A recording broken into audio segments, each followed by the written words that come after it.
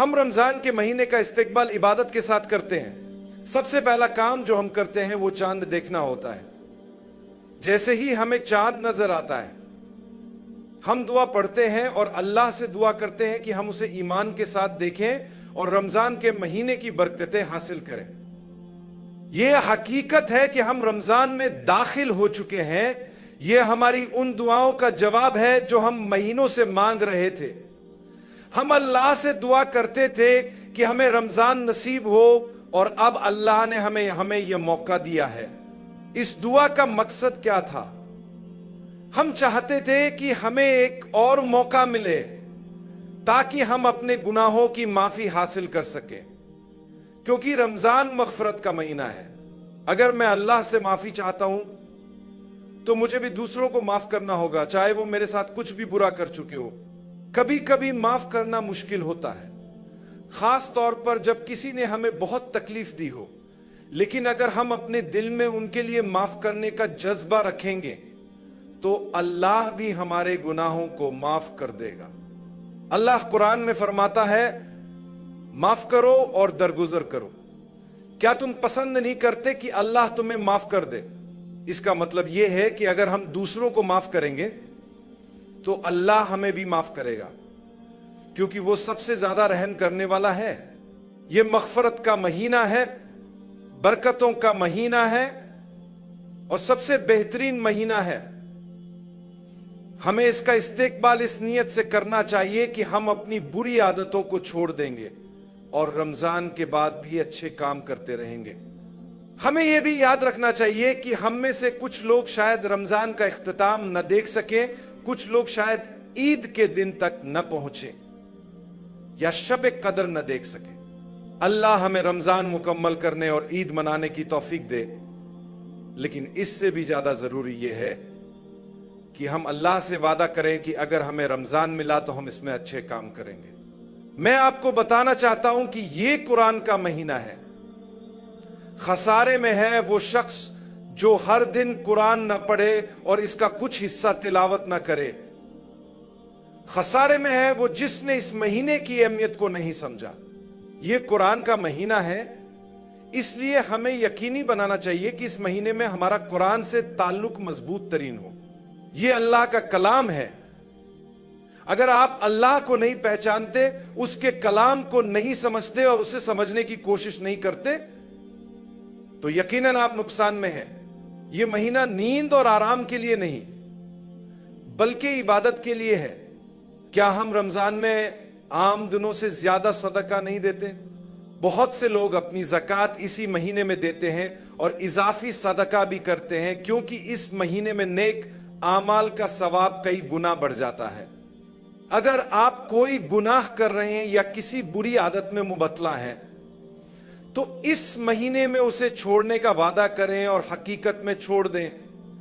अगर आप संजीदा हैं तो अल्लाह आपको इसकी तौफीक अता फरमाएगा और बरकत देगा। यह महीना मसाइल को हल करने का महीना है। अगर आपके घर में कोई मसला है तो उसे हल करने की कोशिश करें, चाहे वो आपकी बीवी, वालिदैन, बहन भाइयों, बच्चों, ससुराल या कम्युनिटी के किसी फर्द के साथ हो। रमजान दिलों को नरम करने का वक्त है। अल्लाह हमारे दिलों को नरम फरमाए। यह सखावत का महीना है। नबी करीम सल्लल्लाहु अलैहि वसल्लम इस महीने में इतने ज्यादा सखी हो जाते थे कि आपकी सखावत तेज हवा की मानिंद सबको पहुंचती थी। यह सखावत सिर्फ माल देने तक महदूद नहीं थी, बल्कि दूसरों की मदद करना भी इसमें शामिल है। क्या आप दूसरों की मदद करेंगे या सिर्फ अपने बारे में सोचेंगे? रमजान वो महीना है जिसमें हम खाने पीने से रुक जाते हैं। हम उन चीजों से भी दूर रहते हैं जो आम दिनों में हलाल हैं। पानी पीना या खाना आम दिनों में जायज है, लेकिन रमजान में दिन के वक्त अल्लाह ने इसे मना किया है। मगर पानी पीने में क्या गलत है? अल्लाह फरमाता है कि खुद पर काबू रखना सीखो, ज्यादा लालची न बनो और कंजूस भी न बनो।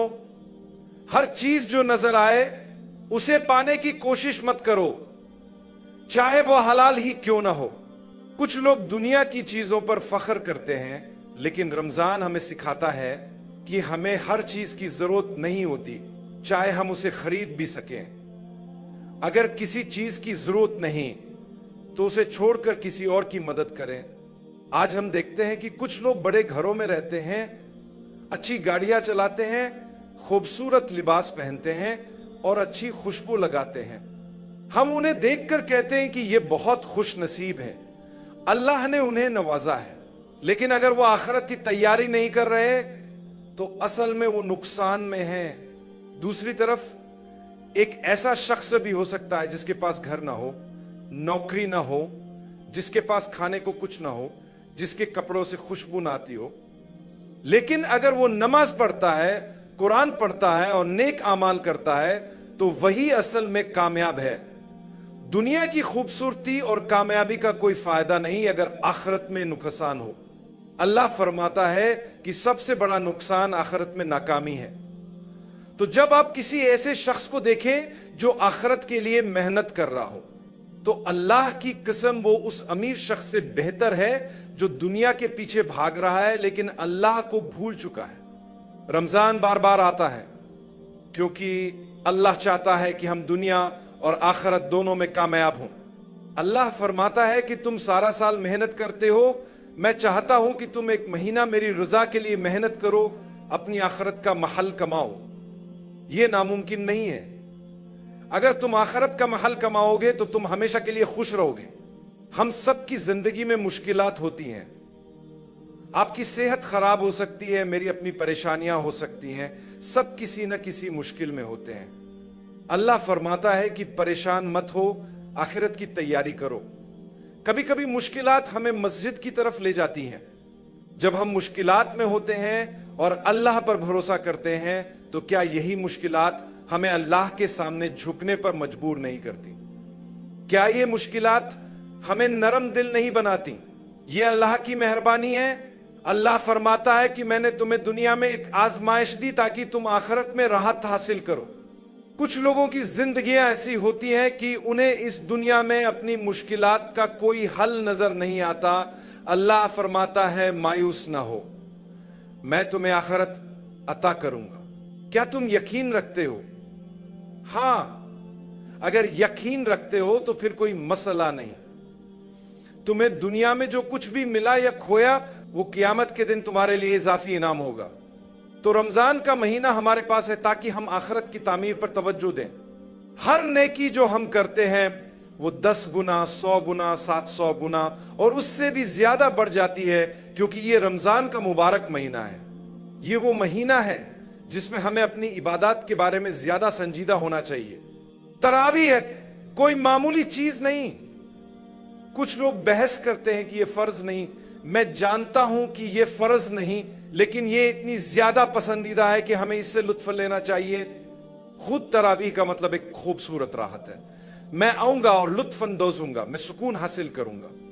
लेकिन हम में से बहुत से लोग इमाम की तिलावत सुनते हैं और कहते हैं ये इमाम बहुत सुस्त है, बहुत देर लगा रहा है। वल्लाह ये तेज या सुस्त होने की बात नहीं, बल्कि सही और खूबसूरत तिलावत की बात है। अगर आपको अल्लाह का कलाम सुनकर बेजारी महसूस हो रही है, लेकिन वो मौसीकी जो आपको झूमने पर मजबूर कर देती है वो बेजार नहीं करती, तो आपके अंदर एक बड़ा मसला है। ये रमजान का महीना है, इसमें हम अपनी सोच को बदलेंगे इंशाअल्लाह। तरावीह को दिल से अदा करें, आप अपनी आखिरत के महल को तामीर कर रहे हैं। ये वो महीना है जिसमें शैतान को हमसे दूर कर दिया जाता है, लेकिन फिर भी हम गलत काम करते हैं। जानते हैं क्यों? क्योंकि हम खुद छोटे शैतान बन जाते हैं। बहुत से लोग सवाल करते हैं कि रमजान में भी शैतान हमें क्यों बहकाता है जबकि उसे बांध दिया जाता है। इसका सबसे अच्छा जवाब यह है कि बड़े बड़े शैतान जकड़ दिए जाते हैं, लेकिन छोटे छोटे शैतान इधर उधर घूम रहे होते हैं। वो हमें तंग करते हैं, गुस्सा दिलाते हैं। यह महीना ज़ब्त नफ्स और आदत बनाने का है। अपनी आदतें मजबूत करें, अपनी जबान पर काबू रखें।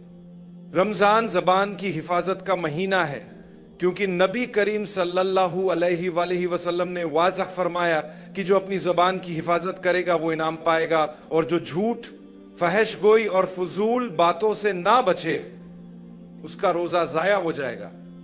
इसीलिए मेरे भाइयों और बहनों, रमजान में अपनी जबान की हिफाजत करें, आपकी जिंदगी बदल जाएगी। اگر آپ پورا مہینہ تراویح پابندی سے پڑھ سکتے ہیں تو میں یقین دلاتا ہوں کہ 5 وقت کی فرض نماز آپ کے لیے آسان ہو جائے گی. لیکن اگر آپ خود کو اس مہینے میں نہیں سنواریں گے تو آپ نقصان اٹھائیں گے. آج دوپہر میں اپنی عمر کے بارے میں سوچ رہا تھا کہ میں نے کتنے رمضان دیکھے ہیں. فرض کرے کہ میں نے 50 رمضان دیکھے ہیں تو میں مزید 50 رمضان کبھی نہیں دیکھوں گا. کیوں؟ کیونکہ ہم 100 سال نہیں جینے والے. زیادہ لوگوں کی عمر 60 70 یا 80 سال ہوتی ہے. سوچے آپ کے پاس کتنے رمضان باقی ہیں. شاید یہ آپ کا آخری رمضان ہو. لیکن اگر آپ سمجھتے ہیں کہ کچھ رمضان اور باقی ہیں تو کتنے؟ اگر آپ 70 سال کے ہیں اور سوچتے ہیں کہ 76 تک زندہ رہیں گے تو آپ کو کیا یقین ہے کہ واقعی 76 تک زندہ رہیں گے؟ یاد رکھیں، جب آپ عبادت سے محبت کرنے لگتے ہیں تو آپ کو اللہ سے ملاقات کا شوق ہونے لگتا ہے، کیونکہ آپ جانتے ہیں کہ آپ ایک مہربان، رحیم اور معاف کرنے والے رب کی طرف لوٹ رہے ہیں. رمضان ہمیں بار بار موقع دیتا ہے کہ ہم اپنے بارے میں غور کریں، اپنے اعمال پر سوچیں کہ ہم کہاں سے آئے ہیں، کہاں کھڑے ہیں اور ہمیں کیا کرنا چاہیے. بری عادتوں اور بری صحبت سے دور رہیں. مسجدوں کی طرف رخ کریں اور انہیں آباد کریں. دوسروں کو بھی ساتھ لے کر آئیں. اسے بامقصد بنائیں. لوگوں تک پہنچے، غریبوں کو کھانا کھلائیں، مہربان بنیں. اپنے گھروں میں اچھے اخلاق اپنائیں، اچھے لباس پہنیں. لباس کا حصہ یہ بھی ہے کہ آپ کی نظریں کہاں جا رہی ہیں. اگر آپ نے خود کو ڈھانپ بھی لیا لیکن نظریں ہر جگہ گھما رہے ہیں تو فائدہ کیا ہوا؟ اسی لیے اللہ تعالیٰ جب اس بارے میں بات کرتا ہے تو وہ مردوں اور عورتوں دونوں کو نظریں نیچی رکھنے کا حکم دیتا ہے. اللہ فرماتا ہے مومن مردوں سے کہہ دو کہ وہ اپنی نظریں نیچی رکھیں اور اپنی شرمگاہوں کی حفاظت کریں. میرے بھائیوں اور بہنوں، میں آپ کو ایک خوبصورت تحفہ دینا چاہتا ہوں. جب ہم رمضان المبارک کے بارے میں بات کرتے ہیں تو اللہ تعالیٰ فرماتا ہے میں نے تم پر روزے فرض کیے، اور آیت کے آخر میں اللہ اس کی وجہ بیان کرتا ہے. ہم نے یہ آیت بارہا سنی ہے، ہر سال رمضان میں سنتے ہیں. اس کا مطلب کیا ہے؟ اگر تم صحیح طریقے سے روزہ رکھو اور وہ سب کرو جو میں نے تمہیں کرنے کا حکم دیا ہے تو اس کا مقصد یہ ہے کہ تم تقوی حاصل کرو. یعنی اگر ہم روزے کو درست طریقے سے ادا کریں تو ہم تقوی حاصل کریں گے. اب سوال یہ پیدا ہوتا ہے کہ اگر میں نے تقوی حاصل کر لیا تو مجھے کیا ملے گا؟ اللہ اسی قرآن میں فرماتا ہے اللہ کی مغفرت اور جنت کی طرف دوڑو. جنت کی وسعت زمین اور آسمان سے بھی زیادہ ہے. یہ کن لوگوں کے لیے تیار کی گئی ہے؟ متقی لوگوں کے لیے. دیکھیں یہاں کیسا خوبصورت تعلق ہے. اللہ نے روزہ رکھنے کا حکم دیا تاکہ ہم تقوی حاصل کریں. جب ہم نے تقوی حاصل کر لیا تو اللہ فرماتا ہے ہم نے جنت تقوی والوں کے لیے تیار کی ہے اور اب تم اس میں داخل ہو سکتے ہو. اب یہ کیسے معلوم ہو کہ ہمارے اندر تقوی موجود ہے؟ اگر آپ اللہ کے احکام کے بارے میں حساس ہیں، اگر کوئی گناہ ہو جائے اور آپ کو اس پر شرمندگی محسوس ہو، پچھتاوا ہو، تو یہ تقوی کی نشانی ہے. جب کوئی فرض آپ پر لازم ہو اور آپ اسے پورا کریں تو یہ بھی تقوی کی نشانی ہے. جب آپ نماز پڑھنے کے لیے بے چین ہو اور نیکی کے کاموں میں رغبت محسوس کریں تو یہ نیکی اور پرہیزگاری کی علامت ہے. اور یاد رکھیں اللہ ہر کسی کو نیک اعمال کرنے کی توفیق نہیں دیتا، بلکہ جنہیں وہ چاہے ان کے دل میں نیکی کا شوق ڈالتا ہے. اگر آپ کے دل میں یہ احساس پیدا ہو کہ میں نماز پڑھوں، میں کوئی نیک عمل کروں، تو سمجھ لیں کہ اللہ نے آپ کو چن لیا ہے. ورنہ انسان بہانے بنانے لگتا ہے کہ میں تھکا ہوا ہوں، سارا دن کام میں مصروف رہا، مجھے سونے دیں، اور نماز کا خیال تک نہیں آتا، تو یہ اللہ کی طرف سے آپ کو رد کیے جانے کی علامت ہے، کیونکہ آپ نے اللہ کو رد کیا. جو شخص اپنی کمائی میں حلال حرام کا خیال رکھے، اپنے کھانے میں محتاط ہو اور دوسروں کی مدد کرنا چاہے، اللہ اسے تقوی عطا فرماتا ہے. پھر ایک دن وہ مسجد آنا شروع کر دیتا ہے، اور جب وہ ایمان کی مٹھاس چکھ لیتا ہے تو پھر وہ اسے کبھی نہیں چھوڑتا. اللہ آپ کو نماز کی طرف بلاتا ہے، اور اگر آپ کو نماز کی طلب ہو، آپ کو نماز کا شوق ہو اور اگر آپ کبھی نماز نہ پڑھ سکیں تو دل میں خلش محسوس ہو تو جان لے کہ آپ نے اللہ کی پکار پر لبیک کہا ہے. اللہ کہتا ہے آؤ کامیابی کی طرف. اور اگر آپ جلدی سے اس پکار پر آ جاتے ہیں تو آپ کو اپنے آپ کو خوش نصیب سمجھنا چاہیے کہ اللہ نے آپ کو چن لیا ہے.